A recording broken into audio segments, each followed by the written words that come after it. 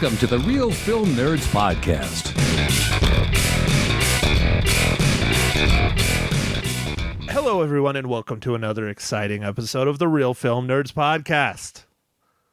I'm your host, Matt, in the beautiful, snowy northern Arizona of Prescott. Prescott of northern Arizona. Whatever, it's close enough, right, Mike? Yeah, no, that's, I think that works. Close enough. So there's my good buddy. Follow him on the Facebooks at Mysterious Mike Talent. Mysterious Mike Talent. Hello, everyone. I don't know what's going on with my co-host, but hello. I'm trying to be structured. Oh, okay. All right, Mike. So are you ready to paint some houses? Yes, I'm ready to paint some houses, Matt. That was a good intro, man, for our movie that we're reviewing today, which is a Tributary, right?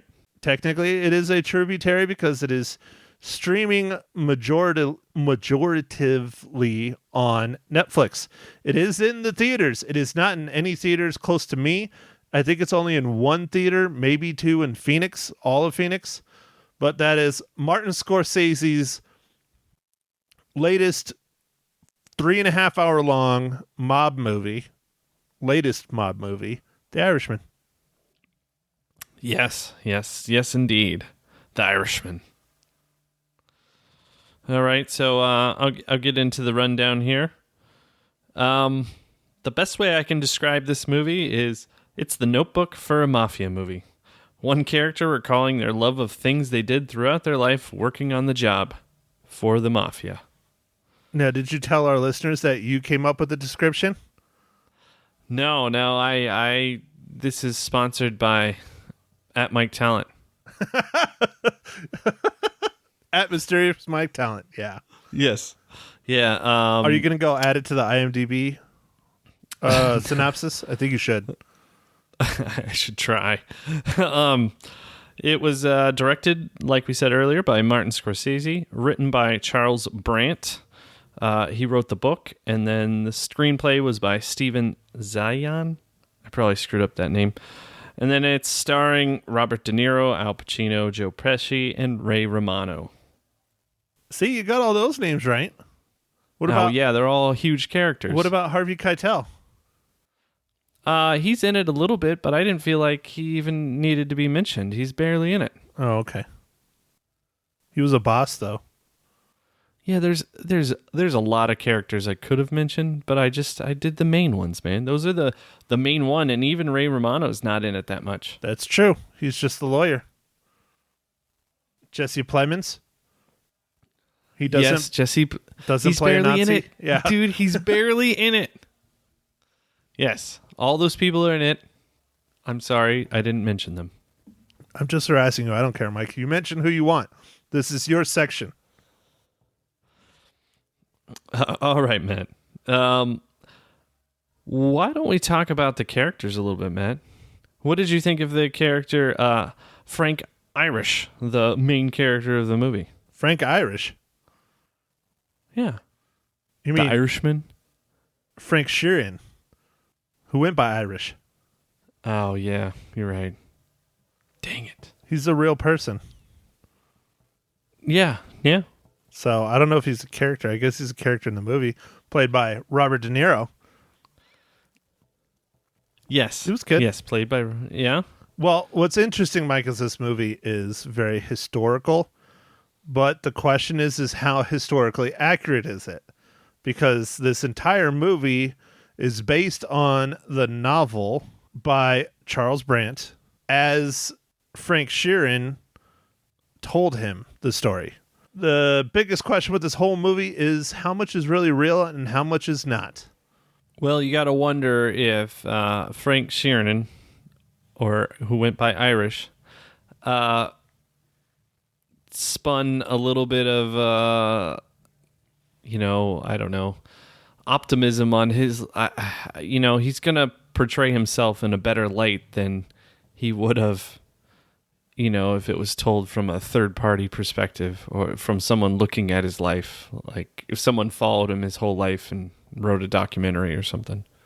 Well, okay, so Jimmy Hoffa, spoilers, but it's Dude, you shouldn't do spoilers yet. You gotta wait. It's factual though.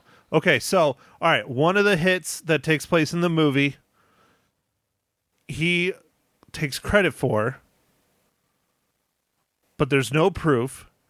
There's another hit in the movie that he takes credit for, and there's historical accounts that it was someone else. There's, again, not like 100% proof, but there's historical accounts it's someone else, but he says he's the one that did it. So it's, I don't know. It's all this whole film is based on one guy's story. A lot of it is true. A lot of it is maybe true. Right. Okay. Conjecture or hearsay, I guess, kind of. I mean, from Charles Brandt, hearing it from Frank Sheeran. Yeah, and that's one of the cool things is that's how the movie's shot and that's how the film is told, is basically Charles Brandt sitting there interviewing him. You never see Charles Brandt. You only see Frank Sheeran. See, now you got me saying Sheeran. Oh, Sheeran. Sorry, my bad. Frank Sheeran, interviewing Frank Sheeran, and you never see Charles ever, but you can tell it's Frank's talking to someone, telling them the story, and that's the perspective we have as the viewer of the film. Yeah. I don't know if I caught that. Okay. Cool. It was a good film. Yeah, and what did you think of Russell Buffalino? I felt he was a good negotiator kind of character, but what did you think about him? He was the boss, man. He did what he wanted, and you listened or you didn't exist anymore. He was the boss for sure. He was the boss. I enjoyed painted house. Yeah, he was the boss, or you got to become the paint on a house. Yeah. And then, of course he did his own carpentry as well. Yes, of course. And that's a reference of burying the body, getting rid of the evidence, getting rid of the body. I didn't. I don't think I knew that, but all right, Yes, cool. that's what he does his own carpentry means. Okay. I know he explained. He's like, I don't think he does his own carpentry. I didn't catch the double. I guess the double meaning. Yeah, no, it's not like widespread in the mob either. According to the novel, it's pretty much only done in the Philadelphia mob, but okay, or used to. All right, yeah. And then, Matt, of course, we have to talk about this character, Jimmy Hoffa. What did you think about him? I thought he was a very bombastic type, fun to watch, and wonder what he was going to do next. Based on the historical Jimmy Hoffa, man, the dude that was running the Teamsters, he was very boisterous, very charismatic. He's what people want in that kind of position. Just so happened he was in the mob, too. Was he in the mob or was he just friends? I don't know. I believe historically he was in the mob, but they might not have ever said he was or was not in the film, but it's kind of a known. Okay, he was a known quantity. All right, I can go with that. Matt, before we get into your favorite section, the story, do you want to say what you're drinking?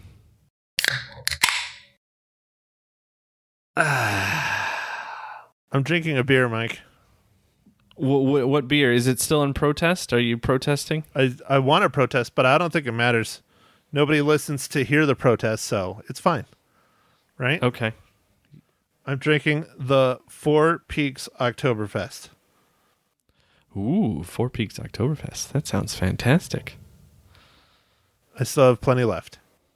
Okay, I am drinking a beer called Sugar Shack Maple Stout. So it is not one of my famous IPAs. Sorry, Steve.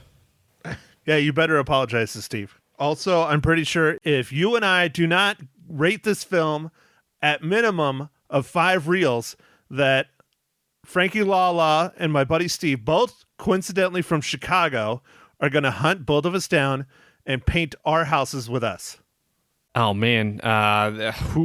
Quite the threat, man. Well, I guess they're going to have to listen to the end to see if me or you is going to be painted the house. Or a painted house. I screwed that up. Used to paint the house? Yeah, used to paint the house. That's better. All right. Got it. Well, this segment of the podcast is brought to you by Portillo's. Portillo's, when you need to paint your toilet. Oh, man. Italian beef. I love it. Everybody loves a nice, large Italian beef sandwich. Yes, with the gravy. You were getting ready to say that's what she said, right? Until I said sandwich. Yes. I could tell you were prepped and ready to go. Yes. All right, Mike. So what part do we have to go to now based on your scheduling?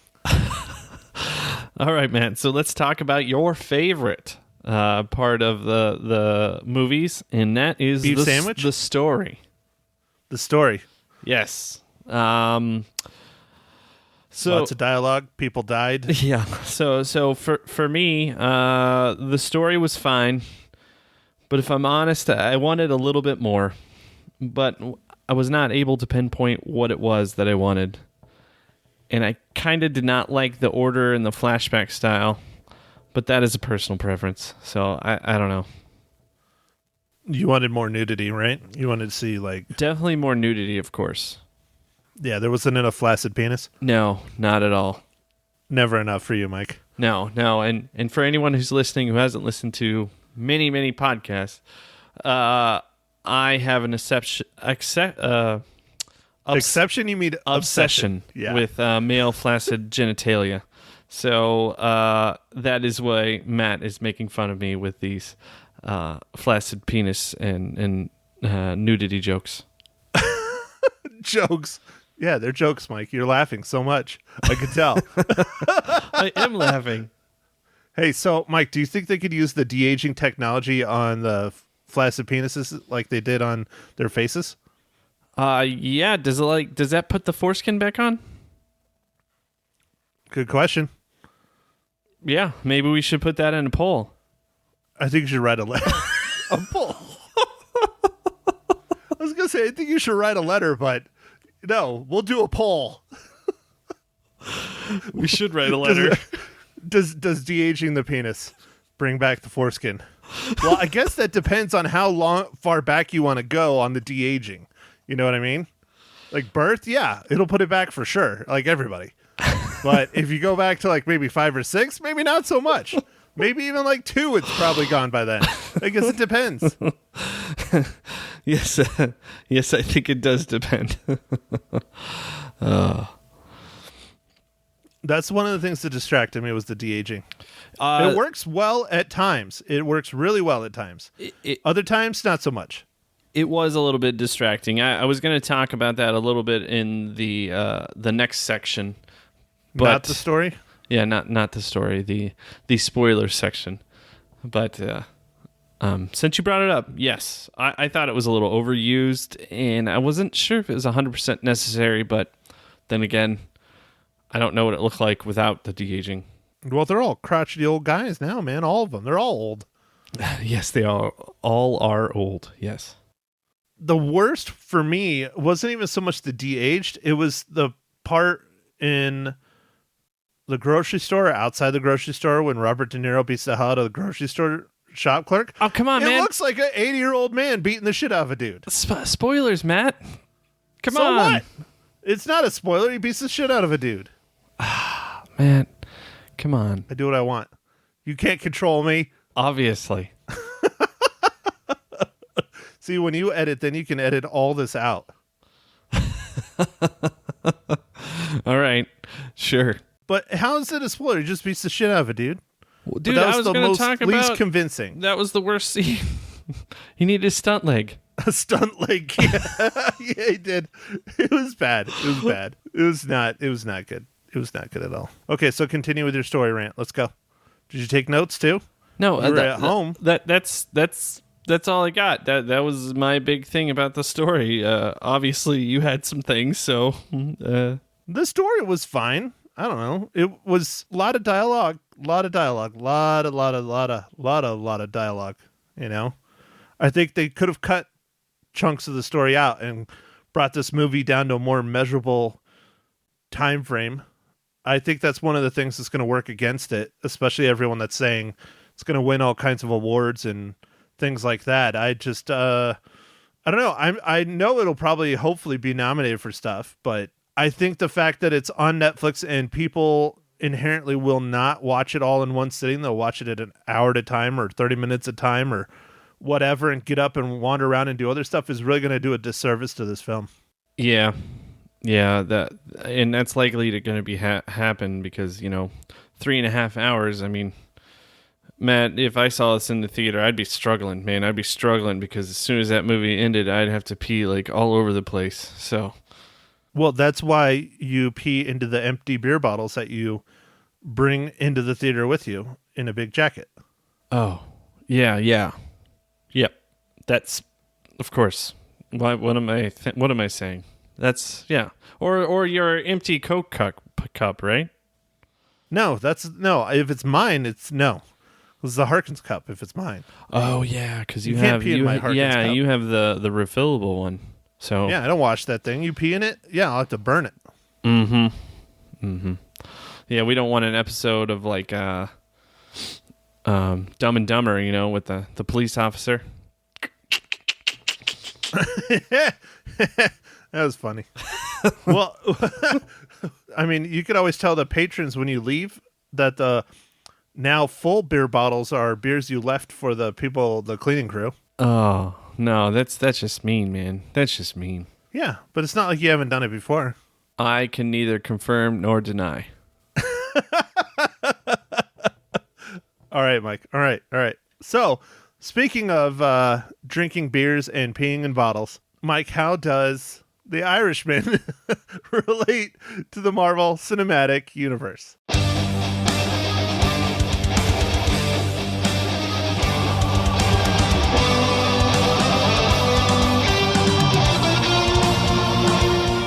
All right, Matt. Thanks for asking.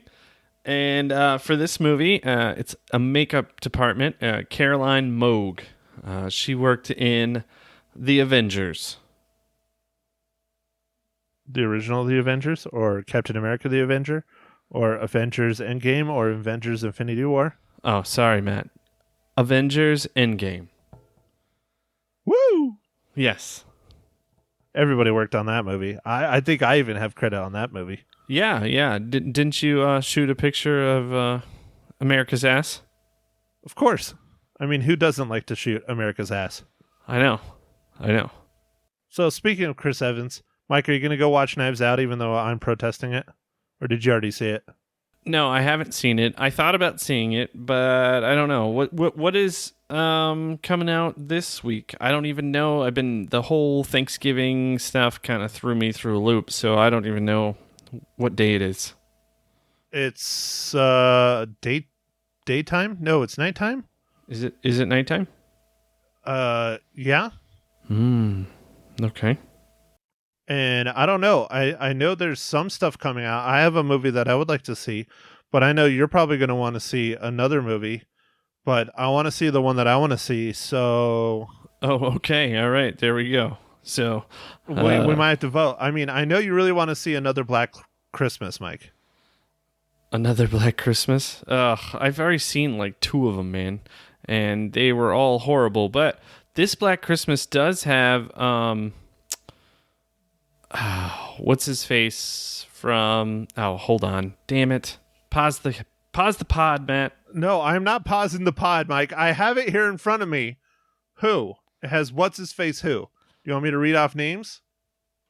Ben Black, Simon Princess Mead. Bride guy. Princess Bride guy. I don't even know if he's on here. He's not in the top build cast. He's there. It has all Carrie Ewells.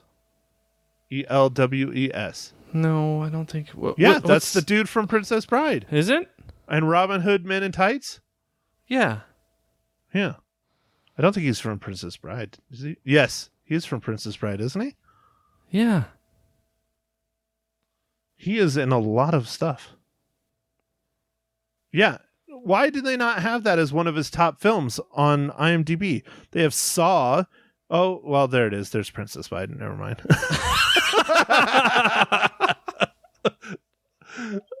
So Carrie Ewells, I think is how you pronounce it. Ewes. Well, see, But Mike, what I want to see, we didn't review the first one, but I really want to review the second one. I saw the first one in the theaters with my boss and his little boys. Is Jumanji the next level? you didn't see the first one in the theater? No, I did. We didn't review it though. Oh, okay. Yeah, no, I saw it in the theater too. Mags wanted to see it, so we saw it. Hilarious. I thought it was great. No, it was actually really, really funny and entertaining. Jack Black as a angsty teenage girl was awesome, and then The Rock was a lot of fun. Actually, everybody in the movie was great. Kevin Hart, it was real good. Well, I mean, honestly, I never knew that I needed to see The Rock doing an impression of Joe Pesci. Not Joe Pesci. I'm just fucking everything up with this movie. Your whole structure thing is just fucking me up. Danny DeVito, not Joe Pesci. God. Well, I enjoyed in the first Jumanji a lot. The Rock making fun of The Rock with his stare or whatever, like where he like lifted his eyebrow, like hilarious. The other interesting film that is coming out this week is Richard Jewell, directed by Mr. Clint Eastwood. Oh, I think I would like to see that movie. I have liked all of Clint Eastwood movies, or most of them. But that likely can be a, watch it on the streaming service or if we have time. I don't know, Matt. What do you think? Mike, I'm throwing it out. Those are your two options. Jumanji The Next Level or Richard Jewell. I think Mags would like to see Jumanji The Next Level, so maybe we should do that. Yeah, but is she going to be on the podcast? I don't know if she's going to be on the podcast, but maybe we could try and figure it out. Because you know how you had the suggestion of structure? Yes. I had a nice, interesting suggestion today at work on what we're missing. What was that? I don't know if Megs will fill the bill, but we could try. What, a female point of view? We need a female that is a normal female that basically sits there and yells at us and tells us to stop being so nerdy. Oh. That's what I was told we're missing on the pod. Okay. That might work. But I don't know if Megs would do that. I mean, I'm sure she'd probably yell at you. I don't think she'd yell at me, though. No, I'm pretty sure she could yell at you, yeah. No, I know she could. I don't know if she would. Huh. Well, yeah, I think she might be able to. All right, figure it out, Mike. You got a week. Okay. And Matt, now that I have talked about MCU, let's spoil the rest of the movie that we didn't spoil earlier. I'm pretty sure we've spoiled enough. So Jimmy Hoffa dies. That's not a spoiler. It's historical. Who the hell doesn't know that? Well, okay. No, he doesn't. No one knows where he's at. In real life, nobody knows if he died or not. Yeah. He disappeared. How the hell did he not die, though? He was disappeared. Everyone has made the joke, or at least they used to make the joke. I think it might be too old now, but they used to make the joke and that's where Jimmy Hoffa's buried. Yes. Like it was a joke that I have heard for like 20 years. So, I don't know. Well, he was killed in 1975, so. Yeah, but I've heard it a lot. Like, a lot. Maybe this is its resurgence. Maybe. So, you know the rumor that he's buried under the New York Giants stadium? Sure. Well, that came from a guy that also took credit for killing Jimmy Hoffa. Oh, interesting. There's been 3 or 4 guys that have taken credit for killing Jimmy Hoffa. Okay, so this is just another maybe what happened to Jimmy Hoffa story. According to the main character, yes. This is what happened to Jimothy Hoffa. Jimmy Hoffa. Okay. I'm bringing that back. Everybody says Jim is short, for Jimmy. No, I think it needs to be Jimothy. I like Jimothy. Okay. All right. So, Matt, I'm going to get this out of the way. I really enjoy seeing Robert De Niro and Al Pacino together on screen. There's only been 3 movies prior to this one where they were on screen, and this one was a pretty good one. I like both of their characters. They were pretty different, but I enjoyed seeing them both on screen. Well, here's some trivia, Mike. This is the first time Martin Scorsese has ever directed Al Pacino. Ever. Really? So in The Godfather Part 2, was that a assistant director? I don't think Martin Scorsese directed Godfather Part 2. I think he did, man. I think he had a hand in it, but I don't think he directed it. Oh, man. Now we sound like movie idiots. Mike, this pod has been falling apart for a long time. We should just probably give up. Don't listen to us anymore. Move along. There's my Star Wars reference. I do not see it on his list of directorial credits on IMDb, Mike. No. All right. Godfather 2 was directed by Francis Ford Coppola. That's not Scorsese. That's not Scorsese. All right. Woo! I win! All right. Well, I guess just to clear the air, Robert De Niro and Al Pacino were in this movie, The Irishman, 2019. Oh. They were in The Righteous Let me see if Kill. I can name the other two. Damn it. They were in That was the one I Heat, was... Damn it. And they were in The Godfather Part 2.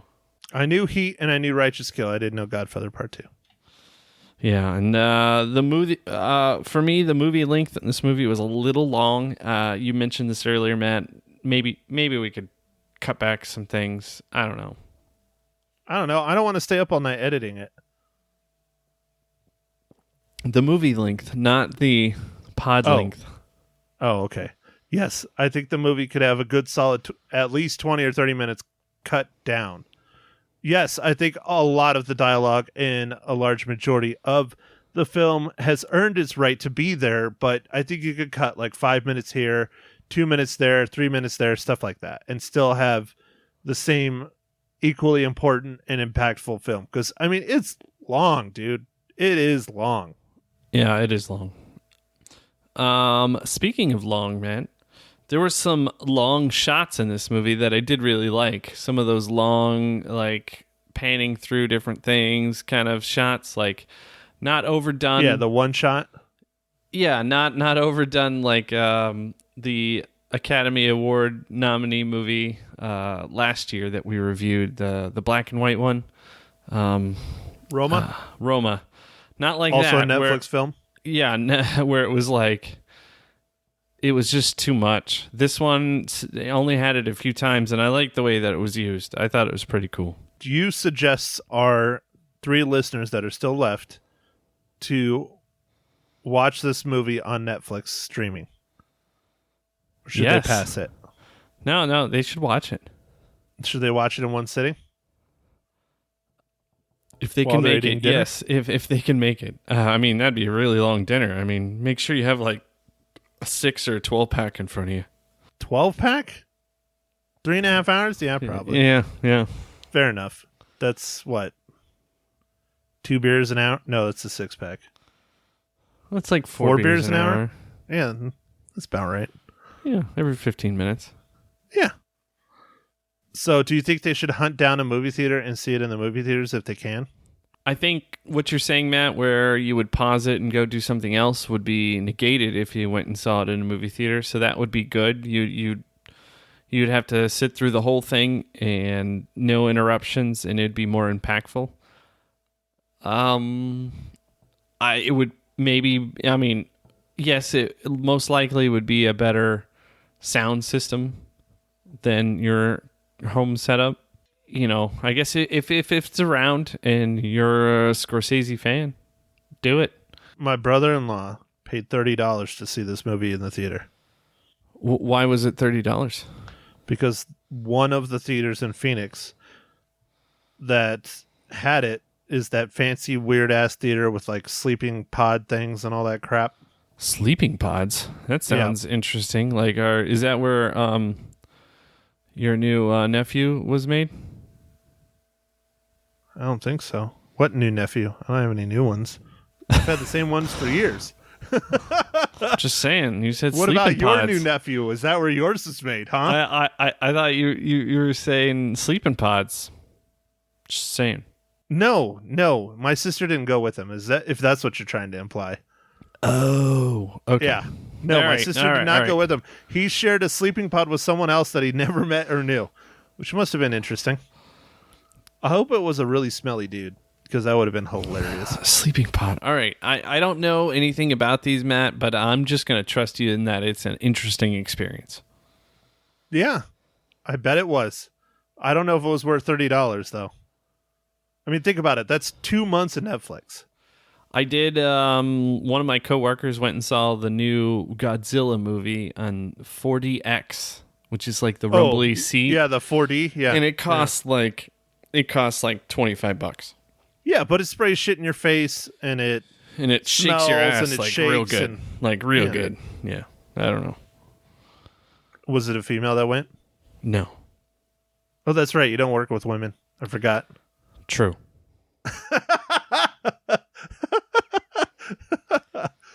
Okay, Mike, go ahead. So Matt, I mean, maybe we don't need to reiterate this, but Robert De Niro really needed a stunt kicker. Dude, yeah. Dude, that scene was like, I'm like, what is going on? Like, it didn't even look like he was kicking him. Like, I'm like, it almost seemed like the CG was bad or something. I don't know. It was just weird. That's when you change someone's face and you don't change their body. It's like Samuel L. Jackson in Captain Marvel when he's like running down the hallway. And it's totally like an 80-year-old man running down the hallway, but with a young face of Samuel L. Jackson. I don't know. I think they should have just zoomed in real tight and had a stunt leg in there, and then afterwards cut back out, and then it'd be fine if you wanted to do the wider shot. You can only do so much, Mike, with this de-aging technology, I guess. Yes. I did enjoy some of the stuff where the scenes lead up to something, but you don't actually see the finale of what's about to happen, and then you just hear some things. I thought that was pretty creative and cool with some of the scenes where people didn't make it. The scenes where people didn't make it, so like most of the scenes? No, but there's a few scenes, like, there's some scenes where it shows it, but there's other scenes where it was kind of creatively done. I like the way that those were shot. Like, you didn't see it, but you heard it. You knew what happened. Yeah. Yeah. I thought that was kind of cool. Well, I liked one of my favorite scenes was how he points out that there's one area in particular where they always threw their weapons in the river. And he's like, it's enough to like arm the Marines or something that he said. Like, well, I don't remember the exact line, but it was something like that. If someone went fishing, it'd be enough to arm the Marines or something like that. It was pretty funny, and it shows him like there's like a montage of him throwing like, oh, there goes a pistol, oh, there goes a shotgun. That was just, it was kind of funny. Yeah, and then it Dark, showed but funny. A couple like go down to the bottom, and you just see like a handful of all these guns, like in a handful. More, it was a truckload. Yeah, but like in a dilapidated state, like they'd been underwater for a while. This movie had its moments. I'm not saying it was a bad movie. It was good. I enjoyed it. Yeah, no, it was a very good movie. Just had a couple things here and there. All right, Mike. So how many reels? I figured you were getting to that. Matt, I'm going to give this movie 4 out of 5 reels, and I expect my head to be painted soon. Your head to be painted? So specifically, Frankie Law and Lord Stevens of the House Stockmartian are going to come and shoot you in the head and paint your house. It's a hell of a journey to the East Coast, but I feel They do like you, Matt, you told me that they have watched it how many times? 3 times? I think Frank is on number 4 and Steve is on number 3. And remember, the movie literally came out the day before Thanksgiving. And it is a 3.5 hour long movie.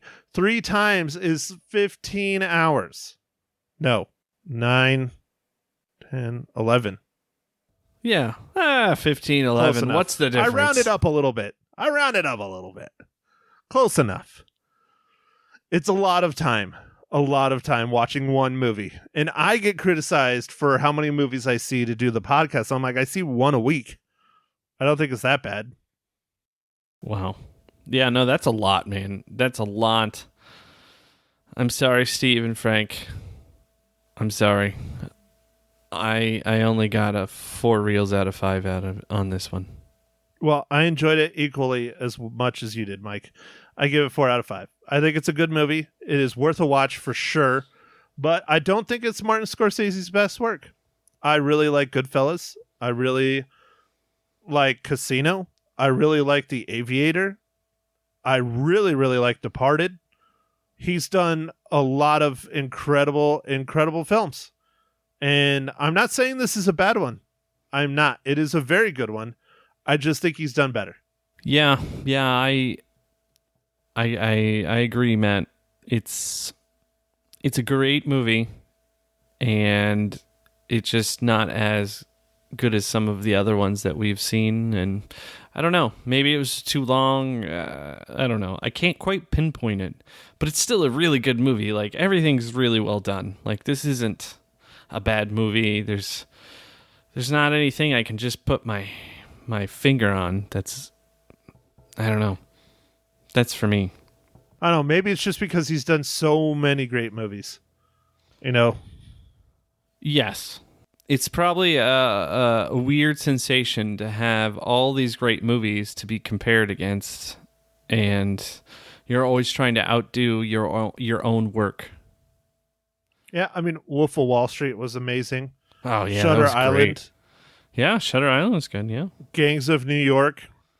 Yeah, oh yeah, man. Oh. Bringing Out the Dead. I really enjoyed Bringing Out the Dead. That's a really dark movie. Oh, that's the one with Nick Cage in it, right? And he's the ambulance driver or whatever? He's a paramedic, yep. And then, of course, Taxi Driver, Raging Bull, the king of comedy. I mean, just keep going and going and going. I mean, he literally, like, people would kill to have one of his hits. And he has 15, 20 really good, solid, great films. Yeah, he's still got it, for sure. He's still got it. It's classic Scorsese.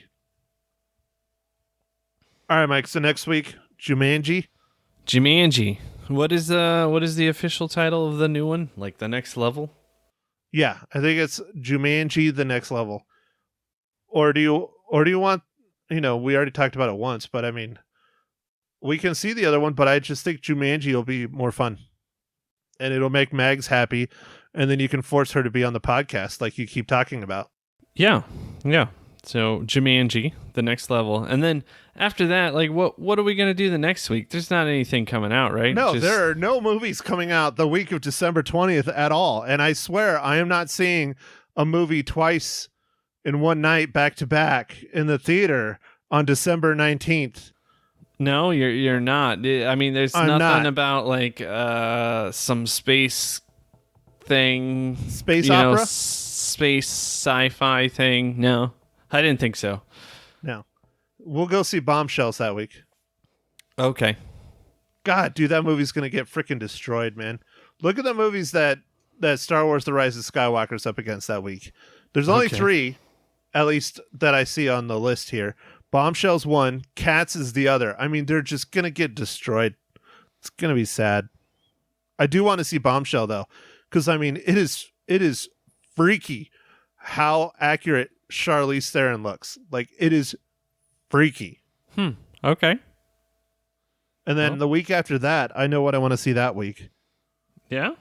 Little Women. Oh, the one that's based on the book, Little Women? Mm-hmm. I haven't read the book, but apparently it's a giant classic, and I'm a very bad person for not reading it. You are a bad person, Mike, or watching the television show or the handful of movies before it. No, I don't want to see Little Women. What's wrong with you? Dude, I actually thought you were serious. Oh, man, you got me. December 27th, a movie that I'm really looking forward to. I just hope it's good. I really do. It looks awesome. It's covering a topic that not a whole lot of people have covered in film, at least not in modern day. 1917, a World War I movie. Oh, yeah, that does. It looks interesting. It looks interesting. Epic. It looks good. So we'll see as we come closer, but those are the ones that I'm thinking, Cats, and then Little Women, and Jumanji, the next Jumanji, yeah. It's so funny. When you say Jumanji, I think of Phalange from Friends with I don't know. I Phoebe. didn't watch Friends. You don't watch Friends? No, I'm a man. Shake your head all you want. You're not watching Watchmen, which is absolutely incredible. No, I'm not watching Watchmen. I need to watch The Watchmen. So what about Silicon Valley? No, I haven't seen it in forever. Dude, Silicon Valley is a wow. It's the last season, and it is just wow. No, I love the creator because he did what's his name? Office Space. Mike Judge. Yeah, Beavis and Butthead. Office Space. Yeah, Mike Judge. Idiocracy. I enjoy his mind. He's good people. And it's right up your alley. It's the tech world, specifically the startup tech world, but it's still the tech world, and it is hilarious. Yeah, I think some of that stuff depresses me, Matt, because I think too much of it's true. Well, that's the point. That's why it's so funny. I know, but it depresses me because it's like you just see all the waste and just, I don't know, ridiculousness that the excess, happens. Waste. Just. I mean, literally, these people spend, my salary of like 5 years on one car. Yeah, and I mean the parties that they won't throw and stuff, and they say how much they cost, and you're like, what? Well, that's just because they're not inviting you. That's why you're jealous. Yes, that's 100% true. You got me there. All right, Mike. Well, anything else you would like to add? No, Matt. What did you think of the new structure, man? Did it kill you on the inside? It did. It broke me on the inside. It broke me hard, real hard. The benefit of doing the podcast is that after this, I can add a clip from this morning from Magic 99.1 with Lisa Live, where I totally freaking dropped the ball, but she edited it out, so it's fine. Where I talk about the Irishman. Nice. At the end of the pod. Did you curse? No, I didn't curse, but I forgot Robert De Niro. Oh no. Yeah, I was like even saying like, oh, it's like Scorsese's classic like Three Guys, and I was like, Robert De Niro? Did I make sure to say Robert De Niro? And I had to like say it, and she went back in and put it in, but it was just I dropped the ball hard, Mike. I dropped the ball hard.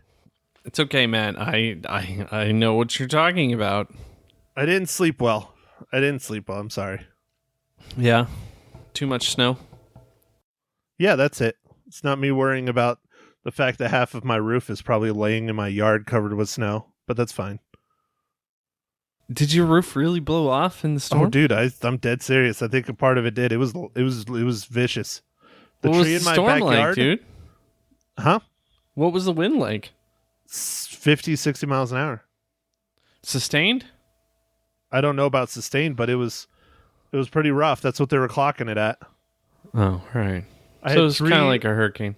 They had multiple power lines snap, and people went without power for a day in the area right after it snowed, which was bad.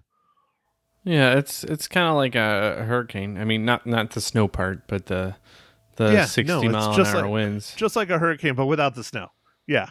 No, the winds were at that level. They weren't like 100 miles an hour and stuff. I don't think the town would be left if they were that bad, but my tree in the back had 3 very large limbs snap and break, and I don't know how I'm going to cut them off the tree because they're up about, 15 feet in the air. So, Well, I could loan you my pole saw, but I don't know how I'll get it to you. yeah, you're going to mail that one. And you'd still need a ladder because it's not 15 feet, but it would help a lot. Well, we all know how much you like poles and saws.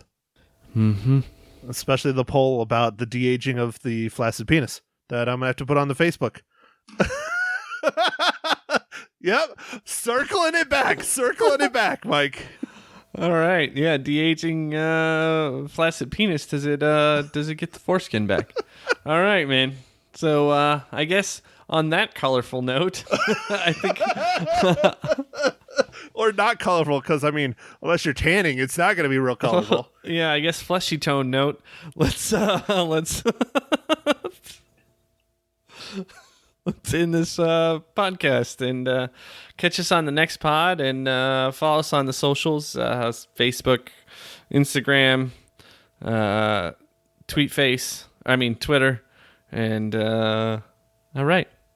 Thanks for listening. Thank you for listening to The Real Film Nerds. Now, don't forget to follow us on Facebook, Twitter, and Instagram at Real Film Nerds. Now, go out and catch a movie.